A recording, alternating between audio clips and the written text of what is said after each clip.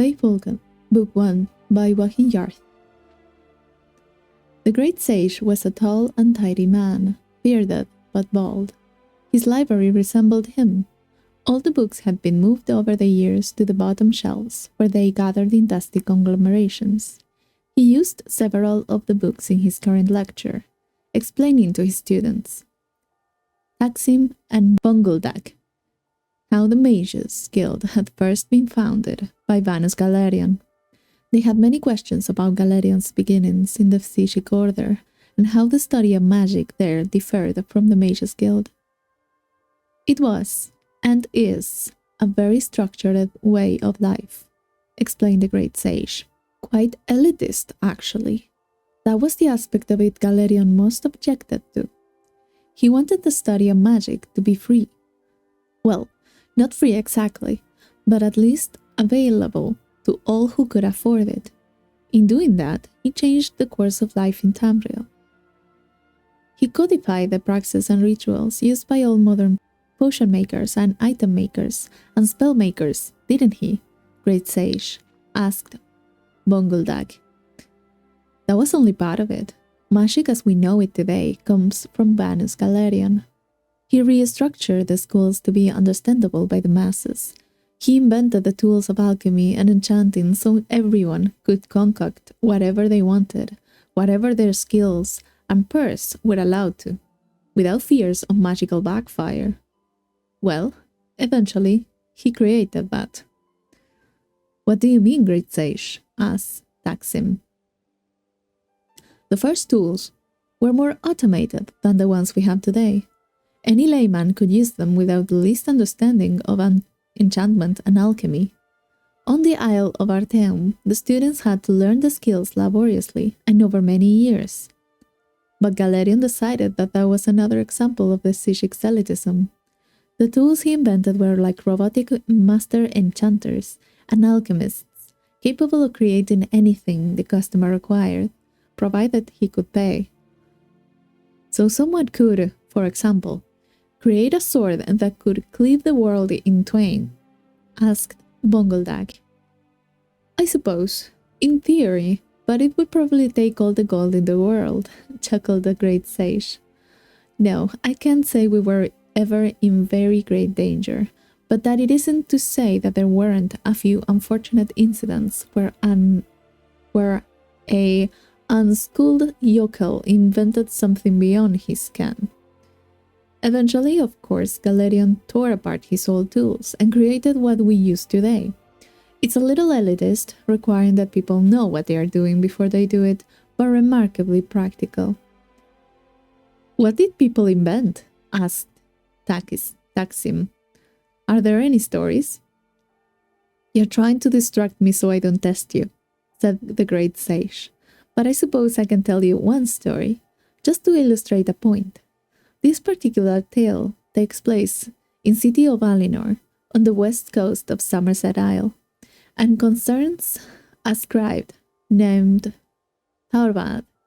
This was in the Second Era, not long after Vanus Galerion had first founded the Mages Guild, and chapter houses had sprung all over Somerset, though not yet spread to the mainland of Tamriel. For 5 years, this scribe, Thorvald, had conducted all his correspondence to the outside world by way of his messenger boy, Gorgos. For the first year of his adoption of the hermit life, his few remaining friends and family of his dead wife, truth be told, had tried visiting, but even the most indefatigable king gives up eventually when given no encouragement. No one had a good reason to keep in touch with Thorvald, full sick, and in time, very few even tried.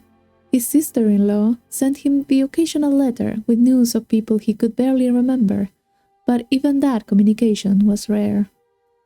Most of messages to and from his house dealt with his business.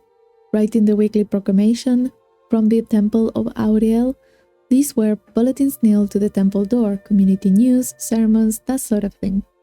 The first message Gorgos brought him that day was from his healer, reminding him of his appointment on Turdas. Thorvald took a while to write his response. Glum and affirmative. He had the Crimson Plague, which he was being treated for at considerable expense. You have to remember these were the days before the School of Restoration had become quite so specialized. It was a dreadful disease and had taken away his voice box. That was why he only communicated by script. The next message was from Alfiers, the secretary, at the church, as cold and noxious as ever. Thorvald attached his Sunday's sermon, next week's events calendar, and the obituaries. Tried to liven them up a little. I wasn't happy with your last attempt. Thorvald had taken the job putting together the bulletin before Alfiers showing the temple, so his only mental image of her was purely theoretical and had evolved over time. At first, he thought of Alfiers as an ugly fat slothess covered with warts. More recently, she had mutated into a real thin spinster or orchress. Of course it was possible his clairvoyance was accurate and she had just lost weight. Whatever Alfiers looked like, her attitude towards Thorvald was clear, unwavering disdain. She hated his sense of humor, always found the most minor of misspellings, and considered his structure and calligraphy the worst kind of amateur work. Luckily, working for a temple was the next most secure job to working for the good king of Alienor. It didn't bring in very much money, but his expenses were minimal. The truth was, he didn't need to do it anymore. He had quite a fortune stashed away, but he didn't have anything else to occupy his days, and the truth was, further than having little else to occupy his time and thoughts, the bulletin was very important to him. Gorgos, having delivered all the messages, began to clean, and as he did so, he told Thorvald all the news in town. The boy always did so, and Thorvald seldom paid him any attention, but this time he had an interesting report. The Mages Guild had come to Alienor. As Thorvald listened intently, Gorgos told him all about the guild, the remarkable Archmagister, and the incredible tools of alchemy and enchanting. Finally, when the lad had finished, Thorvald scribbled a quick note and handed it and a quill to Gorgos. The note read, "Have them enchant this quill." "It'll be expensive," said Gorgos. Thorvald gave Gorgos a sizable chunk of the thousands of gold pieces he had saved over the years and sent him out the door. Now Thorvald decided he would finally have the ability to impress Alfiers and bring glory to the Temple of Ariel. The way I have heard the story, Gorgos had thought about taking the gold and leaving Alienor, but he had come to care for the poor old Thorvald. And even more, he hated Alfiers, who he had to see every day to get his messages from his master. It wasn't perhaps for the best of motivations, but Gorgos decided to go to the guild and get the quill enchanted. The Mages Guild was not then, especially not then, an elitist institution, and I have said, but when the messenger boy came in and asked to use the item maker, he was greeted with some suspicion. When he showed the bag of gold, the attitude melted, and he was ushered into the room. Now, I haven't seen one of the enchanting tools of old, so you must use your imagination. There was a large prism for the item to be bound with magicka, assuredly, and an assortment of soul gems and globes of trapped energies. Other than that, I cannot be certain how it looked and how it worked. Because of all the gold he gave to the guild, Gorgos could infuse the quill with the highest priced soul available, which was something Dedrick called Feyfolken. The initiate at the guild, being ignorant as most guild members were at that time, did not know very much about the spirit, except that it was filled with energy. When Gorgos left the room, the quill had been enchanted to its very limit, and then some. It was virtually quivering with power. Of course, when Thorvald used it, that's when it became clear how over his head he was. "And now," said the great sage, "it's time for your test." "But what happened? What were the quill's powers?" cried Taksim. "You can't stop the tail there," objected Bungledag. We will continue the tale after your conjuration test, provided you both perform exceptionally well, said the great sage. Feyfolken, Book 2 by Hoarder. After the test had been given by Bungledag and Taksim had demonstrated their knowledge of elementary conjuration, the great sage told them that they were free to enjoy the day. The two lads, who most afternoons fidgeted during their lessons, refused to leave their seats. You told us that after the test you will tell us more about your tale about the scribe and his enchanted quill, said Taksim. You have already told us about the scribe, how he lived alone and his battles with the temple secretary over the bulletin he scripted for posting, and how he suffered from the crimson plague and couldn't speak. When you left off, his messenger boy had just had his master's quill enchanted with the spirit of a Dedrak named Feyfolken, added Bungledag to aid the great sage's memory. As it happens, said the great sage, I was thinking about an app. However, the story does touch on some issues of the natures of spirits and thus is related to conjuration, so I'll continue. Thorbad began using the quill to write the temple bulletin, and there was something about the slightly loop-sided, almost three-dimensional quality of the letters that Thorbad liked a lot. Into the night, Thorbad put together the Temple of Ariel's bulletin. For the moment he washed over the page with the Feyfolken quill, it became a work of art, an illuminated manuscript crafted of gold, but with good, simple, and strong vernacular. The sermon excerpts read like poetry, despite being based on the archpriest's workmanlike exhortation of the most banal of the Alician doctrines. The obituaries of two of the temple's chief benefactors were stark and powerful, pitifully mundane deaths transitioned into world-class tragedies. Thorbad worked the magical palette until he nearly fainted from exhaustion. At 6 o'clock in the morning, the day before deadline, he handed the bulletin to Gorgos for him to carry to Alfiers, the temple secretary. As suspected, Alfiers never wrote back to compliment him or even comment on how early he had sent the bulletin. It didn't matter. Thorbad knew it was the best bulletin. Thorbad knew it was the best bulletin the temple had ever posted. At 1 o'clock on Sundays, Gorgos brought him many messages. The bulletin today was so beautiful. When I read it in the vestibule, I am ashamed to tell you that I wept copiously. Wrote the archpriest, I don't think I have ever seen anything that captures Ariel's glory so beautifully before. The cathedrals of First Hall pale in comparison, my friend. I prostrate myself before the greatest artist since Galael. The archpriest was like most men of the cloth, given to hyperbole. Still, Thorbad was happy with the compliment. More messages followed. All of the temple elders and 33 of the parishioners, young and old, had all taken the time to find out who wrote the bulletin and how to get a message to congratulate him. And there was only one person they could go through for that information, Alfiers. Imagining the dragon lady besieged by his admirers filled Thorbad with positive glee. He was still in a good mood the next day when he took the ferry to his appointment with the healer, Telemichiel. The herbalist was new, a pretty Redguard woman who tried to talk to him, even after he gave her the note reading, My name is Thorbad Hulsig, and I have the appointment with Telemichiel for 11 o'clock. Please forgive me for not talking, but I have no voice box anymore.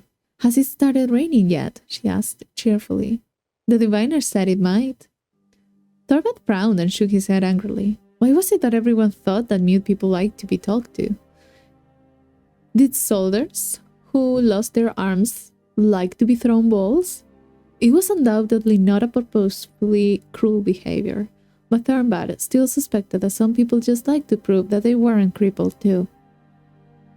The examination itself was routine horror.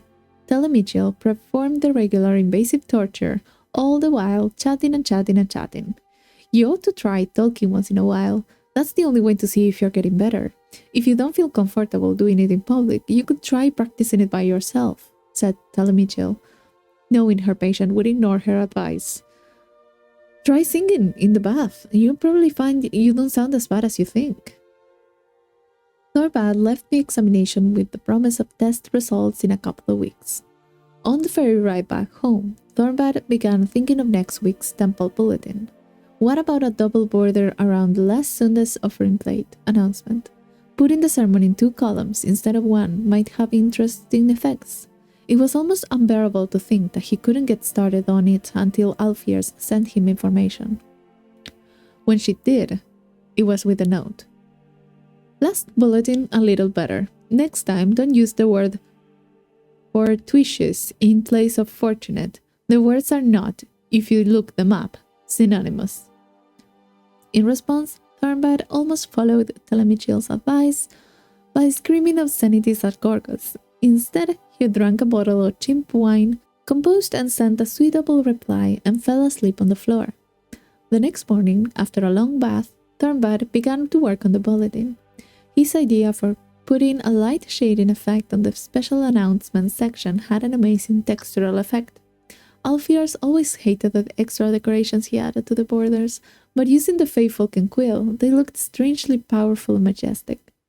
Gorgos came to him with a message from Alfiers. At that very moment, as if in response to the thought, Thornbad opened it up. It simply said, "I am sorry." Thornbad kept working.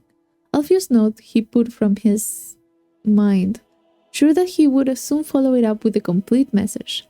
"I'm sorry that no one ever thought you to keep right hand and left hand margins the same length, or I'm sorry we can't get someone other than a weird old man as scribe of our bulletin." It didn't matter what she was sorry about. The columns from the sermon notes rose like the massive pillars of roses, crowned with unshamedly ornate headers. The obituaries and birth announcements were framed together with a spherical border, as a heartbreaking declaration of the circle of life. The bulletin was simultaneously both warm and avant-garde. It was a masterpiece. When he sent it off to Alfiers late that afternoon, he knew she would hate it, and was glad. Thornbad was surprised to get a message from the Temple of Doridas before he read the content. He could tell from the style that it wasn't from Alfiers. The handwriting wasn't Alfiers' usual belligerent slashing style. It wasn't all in Alfiers' usual capital letters, which read like a scream from oblivion. "Thornbad, I thought you should know Alfiers isn't at the temple anymore. She quit her position yesterday, very suddenly. My name is Vandertail, and I was lucky enough, let me admit it now, I begged pitifully, to be your new temple contact. I am overwhelmed by your genius. I was having a crisis of faith until I read last week's bulletin. This week's bulletin is a miracle. Enough. I just wanted to say, I'm honored to be working with you. Vanderfell." The response to Sandas after the service even astonished Thornbad. The archpriest attributed the massive increase in attendance and collection plate offerings entirely to the bulletin. Thornbad's salary was quadrupled. Gorgos brought over 120 messages from his adoring public. The following week, Thornbad sat in front of his writing plank, a glass of fine Trovelio mead at his side, staring at the blank scroll. He had no ideas. The bulletin, his child, his second wife, bored him. The third-rate sermons of the archbishop were absolute anathema, and the deaths and births of the temple patrons struck him as entirely pointless. Blah, blah, he thought as he scribbled on the page. He knew he wrote the letters. Blah, blah. The words that appeared on the scroll were, "A necklace of pearl on a white neck." He scrawled a jagged line across the page. It appeared in through that damn beautiful Feyfolken quill. "Glory to Auriel." Thornbad slammed the quill, and poetry spilled forth in a stream of ink. He scratched over the edge, blotting over everything, and the vanquished words sprang back up in different form, even more exquisite than before. Every dab and splatter caused the document to whirl like a kaleidoscope, before falling together in gorgeous asymmetry. There was nothing he could do to ruin the bulletin. Feyfolken had taken over. He was a reader, not an author. "Now," asked the great sage, "what was Feyfolken from your knowledge of the School of Conjuration?" "What happened next?" cried Bongoldak. "First, Tell me what Feyfolken was, and then I'll continue the story. You said it was a Dedra, said Taksim, and it seems to have something to do with artistic expression. Was Feyfolken a servitor of Asura? But the scribe may have been imagining all this, said Bongoldak. Perhaps Feyfolken is a servitor of Sheogorath, and he's just gone mad. Or the quill's writing makes everyone who views it, like all the congregation at the Temple of Ariel, go mad. Hermeus Mora is the Dedra of knowledge, and Hirsin is the Dedra of the wild. And the Dedra of revenge is Boethia, pondered Taksim. And then he smiled. Feyfolken is a servitor of Clavicus Vile, isn't it? Very good, said the great sage. How did you know? It's his style, said Taksim, assuming that he doesn't want the power of the quill now that he has it. What happens next? I'll tell you, said the great sage, and continued the tale.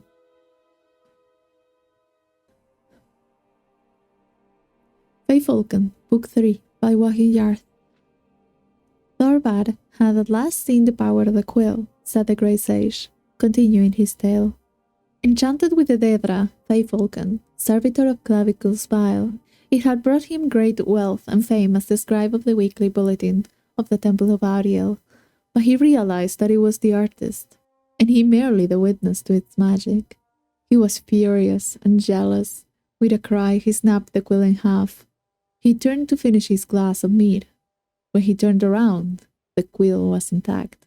He had no other quills but the one he had enchanted. So he dipped his finger in the inkwell and wrote a note to Gorgos in big, sloppy letters.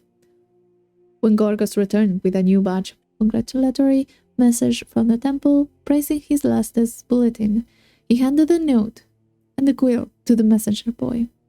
The note read, "Take the quill back to the Mages Guild and sell it. Buy me another quill with no enchantments." Gorgos didn't know what to make of the note, but he did as he was told. He returned a few hours later. "They wouldn't give us any gold back for it," said Gorgos. "They said it wasn't enchanted. I told them, I said, what are you talking about? You enchanted it right there with that Feyfolken soul gem. And they said, well, there ain't a soul in it now. Maybe you did something and it got loose." Gorgos paused to look at his master. Thorvald couldn't speak, of course, but he seemed to even more than usually speechless. "Anyway, I threw the quill away and got you this new one, like you said." Thorvald studied the new quill. It was white-feathered, while his old quill had been dove-gray. It felt good in his hand. He sighed with relief and waved his messenger lad away. He had a bulletin to write, and this time without any magic except for his own talent. Within 2 days' time, he was nearly back on schedule. It looked plain, but it was entirely his. Thorvald felt a strange reassurance when he ran his eyes over the page and noticed some slight errors. It had been a long time since the bulletin contained any errors. In fact, Thorvald reflected happily there was probably other mistakes still in the document that he was not seeing.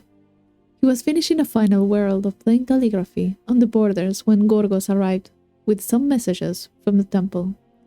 He looked through them all quickly until one caught his eyes. The wax seal on the letter read, Feyfolken. With complete bafflement, he broke it open. "I think you should kill yourself," it read in perfectly gorgeous script. He dropped the letter to the floor, seeing sudden movement on the bulletin. Feyfolken's script leapt from the letter and coursed over the scroll in a blood translating his shabby document into a work of sublime beauty. Thorvald no longer cared about the weird cracking quality of his voice. He screamed for a very long time, and then drank. Heavily. Gorgos brought Thorvald a message from Vanderthil, the secretary of the temple, early Freda's morning, but it took the scribe until mid-morning to work up the courage to look at it. "Good morning. I am just checking in on the bulletin. You usually have it on Thursdays night. I'm curious, you planning something special?" Vanderthil. Thorvald responded, "Vanderthil, I'm sorry, I've been sick. There won't be a bulletin this Sunday," and handed the note to Gorgos before retiring to his bath. When he came back an hour later, Gorgos was just returning from the temple, smiling. Vanderbilt and the archpriest went crazy, he said. They said it was your best work ever. Thorvald looked at Gorgos, uncomprehending.